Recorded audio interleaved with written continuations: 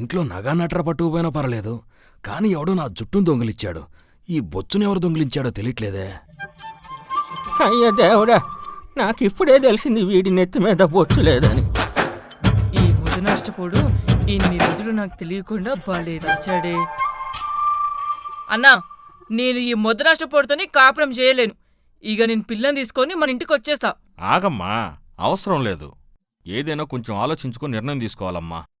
ఏం చెబుతున్నారన్నయ్య? పెళ్ళయ్యి 20 సంవత్సరాలయ్యింది. ఇప్పటి వరకు అది విగ్గని తెలియనివ్వలేదు. ఇక జీవితంలో ఇలాంటోని నమ్మి ఏం ప్రయోజనం? అదే కాదే నేను చెబుతున్నాను నీకు. మీ పెళ్ళై 20 ఏళ్ళైనా కానీ అది విగ్గని తెలియలేదంటే నాకు అర్థం అవుతుంది నా కొడుకు ఎంత సంతోషంగా ఉన్నాడు. నా కొడుకు జీవితం నాశనం చేశావు కదా. ఎక్కువ మాట్లాడకే ముసలి. సరే, ఇప్పుడేం చేద్దామంటావు? నేనిన్నతో ఒక్క నిమిషం కూడా కలిసుండను. చూడండి బావా, ఇది నా చెల్లి జీవితానికి సంబంధించింది. అడిగిన దానికి సమాధానం చెప్పొచ్చుగా. చిన్న విషయం అయితే నేను దాచాను. మొగుళ్ళందరికీ ఎంట్రుకలు లేవని మొగుళ్ళందరినీ భార్యలు వదిలేసుకుంటా పోతే సగానికి పైగా భర్తలందరూ సన్యాసులైపోతారు. సరే, నాదే తప్పు, అందరూ మన్నించండి. ఏమమ్మా, మరీ కాళ్ళ మీద పడి బ్రతులాడుకోవాలా ఏంది?